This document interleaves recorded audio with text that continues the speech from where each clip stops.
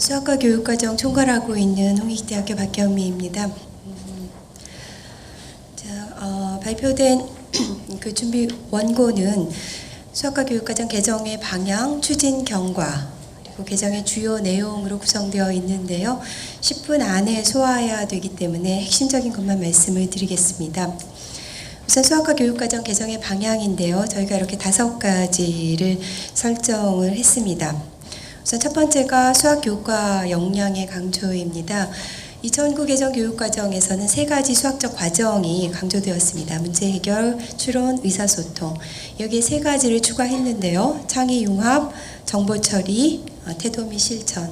이렇게 6가지 수학 교과 역량을 저희가 적극적으로 반영을 하고자 했고, 그것은 주로 교수학습 유의사항에 반영이 되어 있습니다.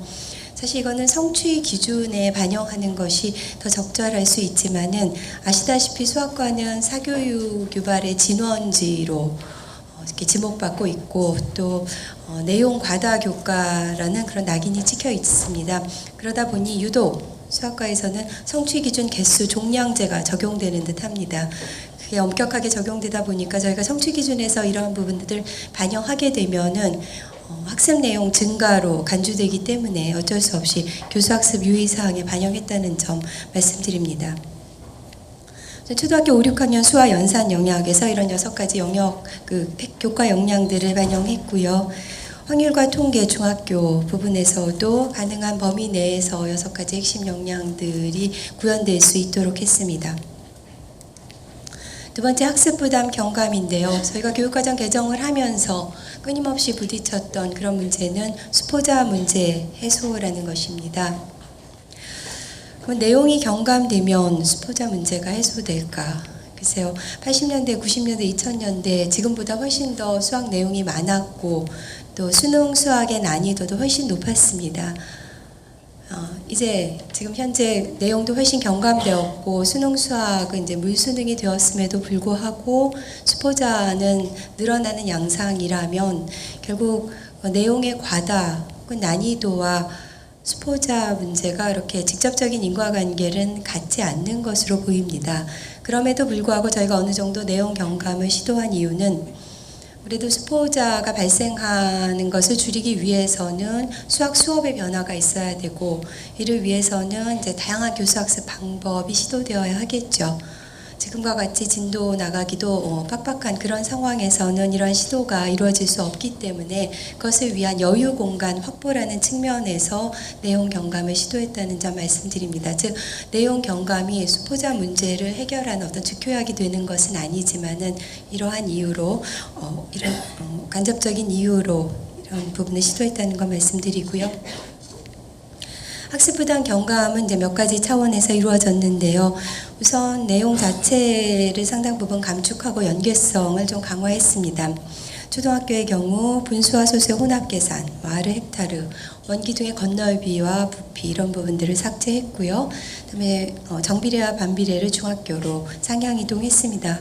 중학교의 경우도 이제 상당 부분 고등학교로 올라갔습니다. 연립 1차 부등식이나 2차 함수의 최대 최소, 그리고 또 삭제된 내용들도 있고, 방정식, 부등식, 함수와 관련해서는 활용 성취 기준들이 지나치게 어려운 문제를 양산해 낸다라는 지적에 따라서 이를 통합해서 기술하면서 좀 약식으로 진술을 했습니다. 고등학교의 경우에도 공통과목인 수학에서 부등식의 영역, 미지수가 3개인 연립 1차 방정식을 삭제했고, 확률과 통계 과목에서는 분할과 모비율을 삭제했습니다. 또 기하에서는 공간 벡터를 삭제했고요. 또 하나의 큰 변화는 그 미적분 도입과 관련되는데요. 미적분이 어떤 수학의 영혼이다, 이렇게 얘기하는 수학계, 과학기술계의 주장과, 그다음에 문과 학생들은 특히 그 미적분을 배울 필요가 없다라는 그런 어떤 일반 여론 사이에서 절충점으로 택한 것이 직관적인 미적분입니다. 그래서 미적분에 도달하는 데 있어서 선수 개념으로 자리 잡고 있었던 수열의 극한, 무한급수 부분을 삭제하고 좀 가볍게 미적분에 접근할 수 있도록 그렇게 좀 내용의 성격을 바꾸었습니다. 그리고 또 하나는 평가 유의사항의 신설인데요. 그러니까 학습 내용이 경감되어도 학습 부담 경감으로 직결되지 않는 그런 이상한 메커니즘이 작용합니다. 즉 학습 내용이 줄어들게 되면은 이를 구현하는 더 고난도의 문제가 나옴으로써 더욱이 그 큰 부담을 유발하는 그런 현실을 이제 직시하고 평가 유의사항을 통해서 그 비정상적인로 난해한 문제가 다루어지지 않도록 그렇게 제어를 하고 있습니다. 근데 사실 이 부분은 교사의 평가권이라는 고유 권한을 침해할 여지가 없지는 않지만은 현재 우리의 수학교육의 현실이 굉장히 비정상적이기 때문에 좀 한시적으로 이러한 그 배제의 원칙이 가득 담긴 평가 유의 사항이 등장해야 했다는 점 그 양해를 구하고요. 글쎄요, 이제 비정상의 정상화가 이루어지면은 이런 그 배제를 금지를 주로 하는 평가 유의 사항은 사라지게 되겠죠. 세 번째 방향성은 학습자의 정의적 측면 강조인데요. 팀스 피사에서 우리 학생들의 수학에 대한 관심, 흥미도, 가치인식, 자신감 이것이 바닥권이라는 것은 너무나 잘 알려져 있고 많이 비판을 받아왔습니다. 그래서 태도와 실천이라는 이런 정의적인 측면과 관련된 교과 역량을 신설하기도 했고 또 교사학습 유의사항에서도 학습자의 정의적인 측면을 좀 상향할 수 있는 그런 장치들을 두었습니다. 네 번째는 실생활 중심으로 통계 내용을 재편한 것인데요. 일상과 가장 유기적으로 연관되기 쉬운 것이 그렇게 적합한 것이 통계죠. 그런데 지금까지 통계 교육은 다소 그 주어진 고답적인 자료를 수동적으로 처리하는데 머물러 있었다라는 그런 비판 하에 자료를 수집하고 또 분류하고 분석하고 해석하는 일련의 과정들이 능동적으로 이루어질 수 있도록 좀 변모를 시켰고요. 그래서 저희 교육과정 전체를 통틀어서 거의 유일하게 추가된 것이 중학교의 산점도입니다. 그 빅데이터 시대를 살아야 하는 학생들한테 꼭 필요한 그런 지식이라고 생각을 해서 저희가 추가를 했고 또 확률과 통계라는 선택 과목에서도 표본조사의 의미를 좀 강화해서 설명하도록 했습니다. 다섯 번째는 공학적 도구의 활용 강조인데요. 이것도 이전에서 교육과정에서부터 지속적으로 포함이 됐던 내용이지만 이번에 차이점이라면 성취 기준으로 아예 명시를 한 점입니다.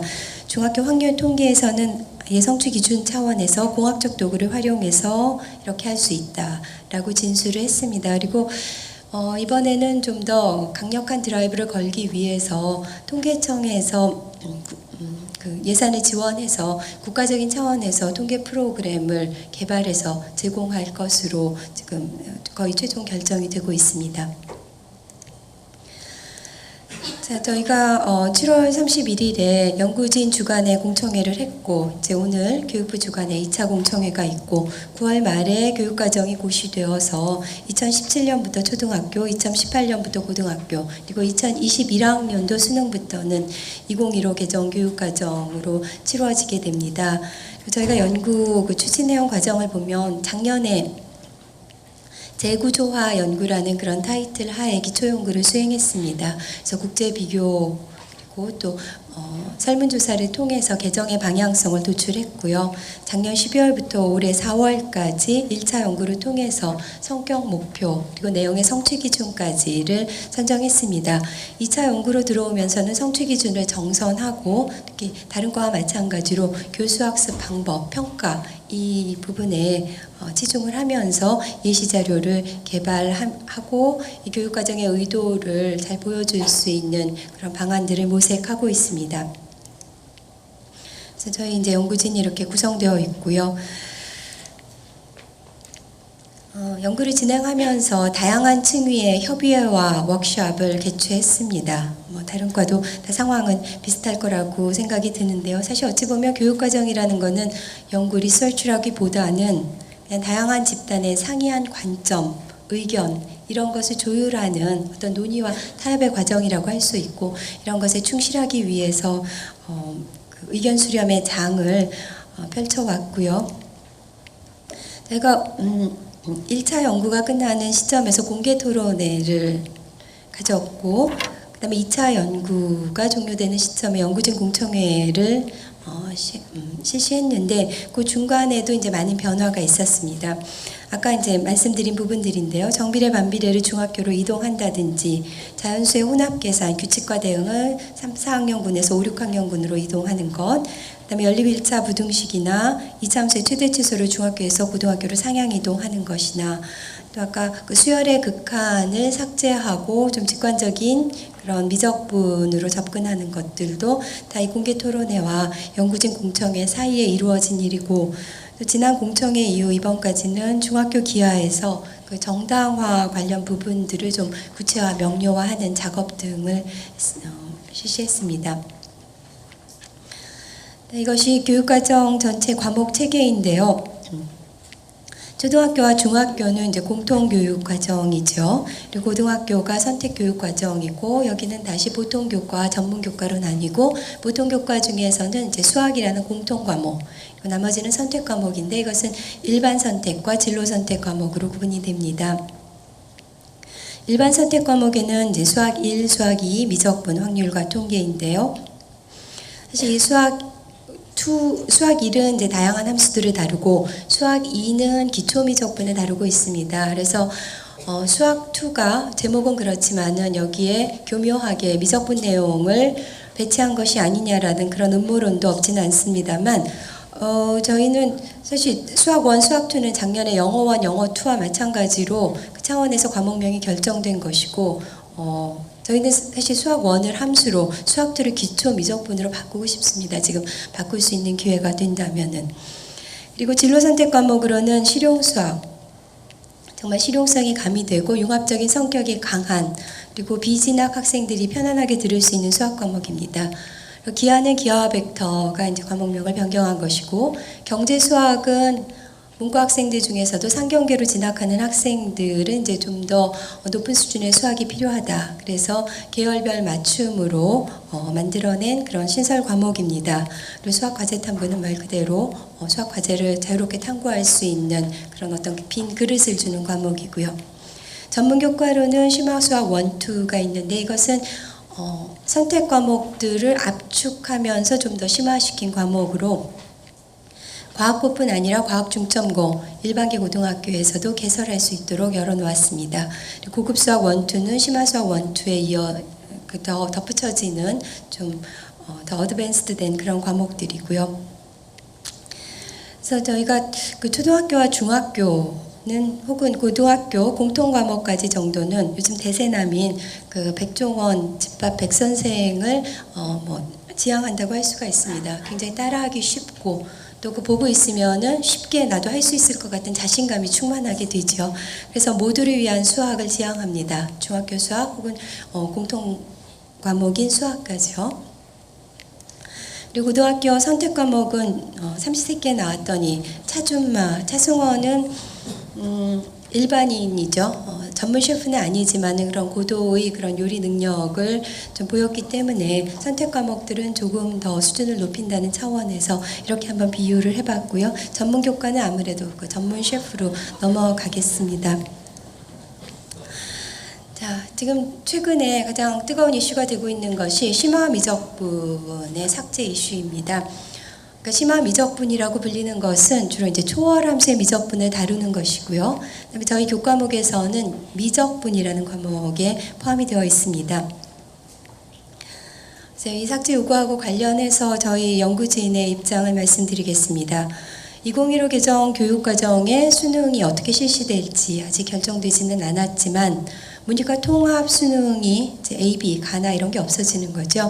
그런 만큼 공통 과목인 수학, 그리고 아마 최대한 수학 1, 수학 2까지가 포함될 것입니다. 그래서 이 미적분 과목은 수능 과목이 아니기 때문에 과목으로 배치가 되어 있다 하더라도 과도한 그런 학습 부담을 유발하지는 않을 것으로 생각합니다. 그리고 대학교 미적분과 고등학교의 미적분이 어느 정도 오버랩 되는 것은 사실입니다. 그렇지만은 100% 그런 것은 아니고요. 대학교에서는 고등학교 내용을 이제 기반으로 해서 좀 더 심화된 내용으로 펼쳐져 나가죠. 초월함수 중에서도 역삼각함수라든지 쌍곡함수와 같은 그런 미적분이 들어가게 되고, 또 뭐 테일러 급수, 맥클로린 급수라든지 이상적분과 같은 그런 더 심화된 내용으로 이렇게 뻗어나가게 됩니다. 그리고 우리의 현실에서 대학교 1학년은 조금 애매하게 지나가는 그런 어떤 완충적인 기간이죠. 그래서 고등학교 내용들을 약간 반복을 하면서 보다 엄밀하게 다루면서 보다 심화된 내용으로 나갈 수 있는 현행 상태가 그렇게 비경제적인 중복은 아니라고 생각합니다. 또 하나 외국의 사례들을 보면요, 상당수 국가들이 심화 미적분에 해당하는 내용을 다루고 있습니다.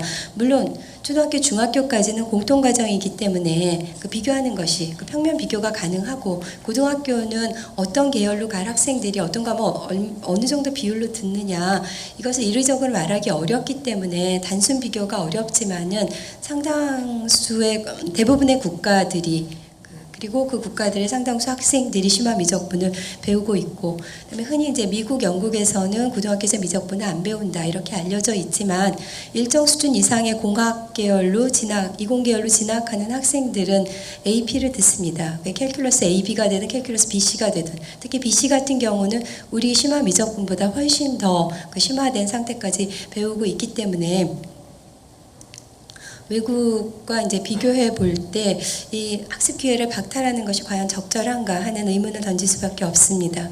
그리고 심화수학 1, 2에 심화 미적분이 들어있기 때문에 그 과목을 통해서 배우면 된다라는 그런 주장도 있는 것으로 알고 있습니다. 방금 말씀드린 대로 제가 심화수학 1, 2는 과학고뿐 아니라 일반고에도 열려있는 과목입니다. 그렇지만 전국 방방곡곡에 있는 모든 고등학교들이 이거를 개설할 수 있는 여건이 되리라고 생각하지는 않습니다. 저희가 적극적으로 이 개설을 위해서 여건 조성을 하겠지만요. 그렇다면 과학고에 진학한 학생과 그다음에 일반 학생들 사이에 학습 기회에 있어서 심각한 불균형이 초래될 수 있다는 점도 적시해야 될 것으로 보입니다. 그리고 대학교 이공계 교육을 보면 1학년에서 미적분을 배우고, 그다음에 2학년에서 배우면 공업수학을 하죠.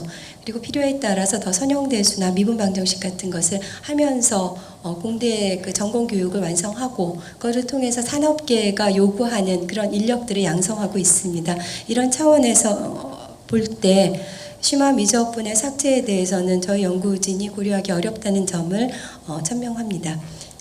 이상입니다. 감사합니다.